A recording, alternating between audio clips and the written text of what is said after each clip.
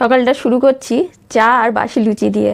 চায়ের সঙ্গে কিন্তু বাসি লুচির কম্বিনেশন আমার তো খুব ভালো লাগে। আর এখানে কিছুটা কাজু বাদাম, চারমগজ আর আমন্ড ভিজিয়ে রাখছি। আজকে একটু চিকেন অন্যরকমভাবে রান্না করব। তো হ্যালো বন্ধুরা, আমি শ্রাবণী। আজকে আমি আবার একটা নতুন ভিডিও নিয়ে চলে এসেছি। আর এখানে কিছুটা আতপ চাল ধুয়ে শুকাতে দিয়েছি, আজকে পোলাও করব সেই জন্য। তো ফ্রিজ খুলে দেখলাম কিছুটা তরমুজ ফ্রিজে পড়ে আছে, ভাবলাম এই তরমুজটা দিয়ে একটু জুস বানিয়ে নিই। ছেলে আর বর গেছে বাজারে, ভাবলাম বাজার থেকে এলে ওদেরকে এই তরমুজের জুসটা করে খাওয়াবো।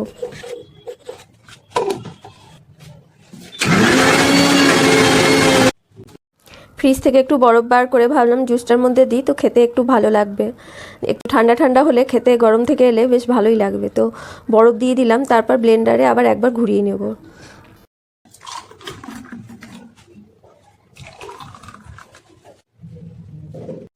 জুসটা আমার রেডি হয়ে গেছে, আর উপর থেকে একটুখানি চাট মশলা দিয়ে দিলাম।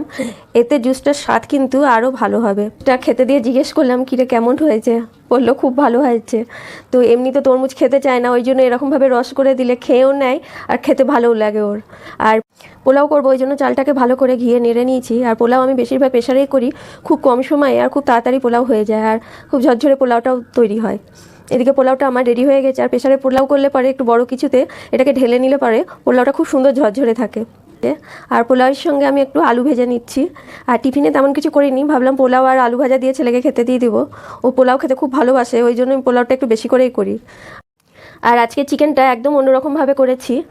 একঘেয়েমি চিকেন খেতে খেতে যখন বিরক্ত ধরে যায়, তখন মনে হয় একটু অন্যরকমভাবে চিকেন করলে পরে সেটা খেতে কিন্তু বেশি ভালো লাগে। আর এদিকে রান্না বান্না সব কমপ্লিট করে স্নান সেরে নিয়েছি, পুজো সেরে খেতে দেবো দুপুরে। তো ছেলে এদিকে পড়তে বসেছে, ওকে বলছি এবার ওর খেতে দেবো। তারপর ও জিজ্ঞেস করলো আজকে কী কী রান্না করেছো। তো আজকে অন্যরকমভাবে চিকেন করেছি, শুনে ও খুব খুশি হয়েছে। তো বলছে মা কী কী রান্না করেছো দেখাও আমাকে। আমি বললাম এই দেখ, পোলাও তো খেয়েছিস টিফিনে, তার সঙ্গে আজকে চিকেন এ দেখ। আজকে একদম অন্যভাবে করেছি, দেখতেও। তো ও অন্যরকম কিছু খেতে সবসময় ভালোবাসে, একঘেয়েমি জিনিস আমার ছেলের খেতে কোনো দিন ভালো লাগে না। ওই জন্য একই জিনিস একটু অন্যরকমভাবে সবসময় আমি করার চেষ্টা করি।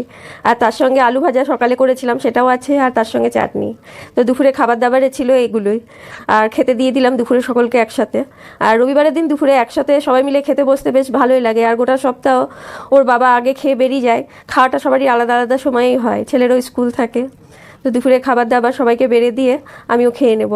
তো রবিবারের দুপুরটা এইভাবেই আজকে সারাদিন রান্নাবান্না করেই কাটলো। আর তার সঙ্গে সংসারের তো কাজকর্ম তো আছে, সব তো আর ভিডিও করে দেখানো সম্ভব হয় না, শুধু রান্নাটুকুনি ভিডিও করে দেখায়। তো থ্যাংক